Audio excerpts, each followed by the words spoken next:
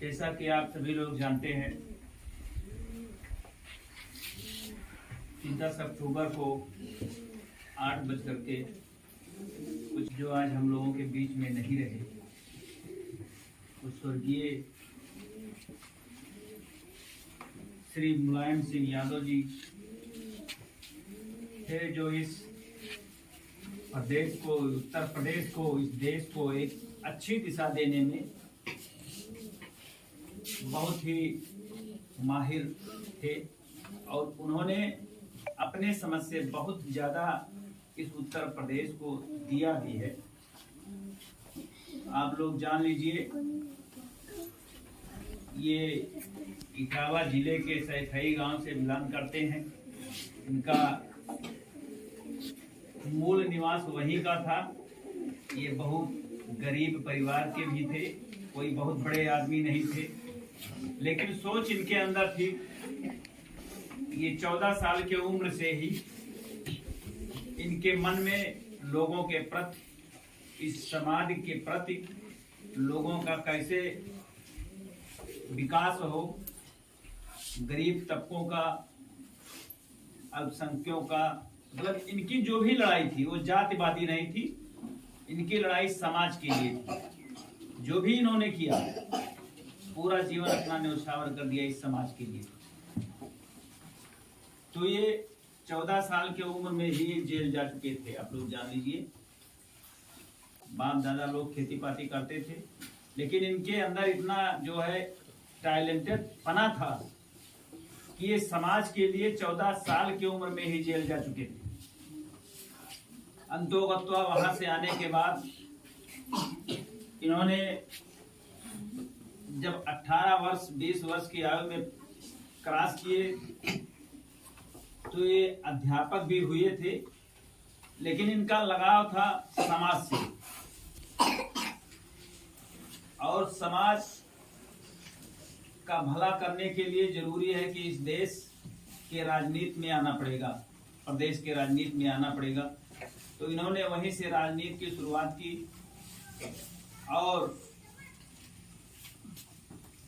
बहुत प्रखर नेता थे। लोग तमाम बातें कर रहे हैं, वो तो पार्टी अपनी अपनी तरह से बात करती है, लेकिन पिछड़ी समाज के लिए और दलित समाज के लिए जात की बात नहीं करते थे। ये गरीबों की बात करते थे। सबको हक दिलाने के लिए हमेशा संघर्षरत रहे। अपने जीवन में इनको गोली भी मारी गई थी, लेकिन जाको राखे साईं मार सके ना कोई। तमाम इन्होंने संघर्ष किया और उसकी उपलब्धि इस प्रदेश को मिली है, इस देश को मिली है। जैसा कि आप लोग जानते होंगे, ये 3 बार मुख्यमंत्री रह चुके हैं यूपी के। स्वर्गीय मुलायम सिंह यादव जी 3 बार मुख्यमंत्री रह चुके हैं। 1 बार पूरे भारत के रक्षा मंत्री भी रह चुके हैं। आप लोग पता करिए, लोग जानते होंगे, जब हमारे जवान शहीद होते थे बॉर्डर पे या कहीं लड़ाइयों में, तो उनकी लाशें उनके घर नहीं आती थी, उनको वहीं दफना दिया जाता था, जला दिया जाता था। लेकिन जब श्री मुलायम सिंह यादव जी रक्षा मंत्री हुए, जिन्होंने ये संविधान लागू कर दिया कि जो भी हमारा जवान शहीद होगा, ससम्मान उसकी लाश को उसके घर पहुंचाई जाएगी और राष्ट्रीय सम्मान के साथ उसको जो है विदा किया जाएगा। तब से ये परंपरा चली आ रही है। और उन्होंने कारगिल जैसे लड़ाई को लोग जानते होंगे, हो सकता है आप लोग ना जानते हो। जब उस समय लड़ाई हो रही थी, तो यही श्री मुलायम सिंह यादव जी रक्षा मंत्री थे और वहां जा करके सैनिकों को उत्साहित किए थे, जिससे कारगिल की लड़ाई भी जीती गई थी।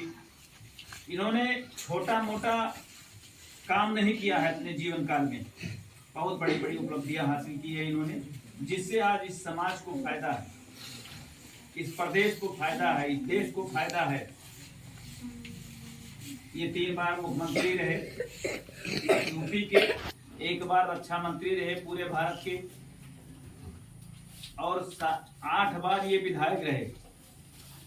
7 बार सांसद रहे, 1 बार एमएलसी भी रहे, लेकिन जब आप जोड़ेंगे कि 7, 8, 15 और 3 बार मुख्यमंत्री, ऐसी कोई बात नहीं है।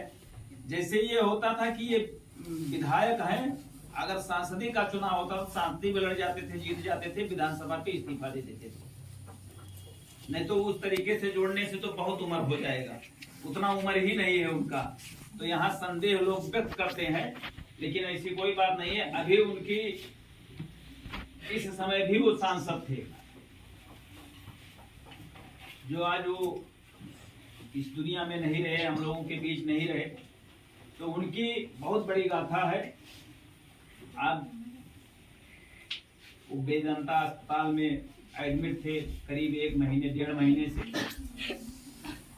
तो वेदांता अस्पताल ही बता देगी कि वो कौन से शख्सियत थे, कितने लोग बड़े बड़े नेता, पीएम और सीएम, कोई बचा नहीं है इस देश का कि जो मिलने ना गया हो। और आज आप लोग हो सकता है लाइव भी देखे, 3 बजे उनका जो है संस्कार होगा, जो मरने के बाद होता है। तो उसमें पीएम से लेकर के लगभग सभी नेतागण मौजूद रहेंगे पूरे भारत के। तो साथियों, भैया बहनों, आप लोग ये ईश्वर से प्रार्थना करिए कि वो हमारे नेता नहीं थे, वो भी एक भगवान थे, जो हमारे पिछड़ी समाज को, दलित समाज को इतना ऊपर उठाने का काम किए, जीवन भर संघर्ष करके सबको सम्मान दिलाने का काम किया है उन्होंने। तो आप सभी लोग भगवान से प्रार्थना करिए, ईश्वर से प्रार्थना करिए कि हमारे नेताजी, हमारे भगवान आपके यहाँ गए हैं, आप उनकी अच्छी व्यवस्था, उचित व्यवस्था दीजिए, और वो जहाँ भी हों यहाँ के तरह ही वो खुशहाल रहें, और जो भी करें इस समाज के लिए करें, देश के लिए करें। वो एक बहुत बड़े शख्सियत थे, महान शख्सियत थे, सभी लोग जानते हैं। अगर आप लोग नहीं जानते होंगे तो आपके माता पिता, भाई बहन सभी लोग जानते होंगे। तो आप लोग उन्हीं से सीखिए, उनका जीवन परिचय भी जारी होगा, उसको पढ़िएगा, उन्हीं के आदर्शों पे चल करके ईश्वर को मानते हुए, साक्षी मानते हुए देश और समाज के बारे में उत्कृष्ट कार्य करने की आवश्यकता है। मैं आप सभी लोगों से अपील करूंगा कि जो हमारे महापुरुषों ने किया पहले,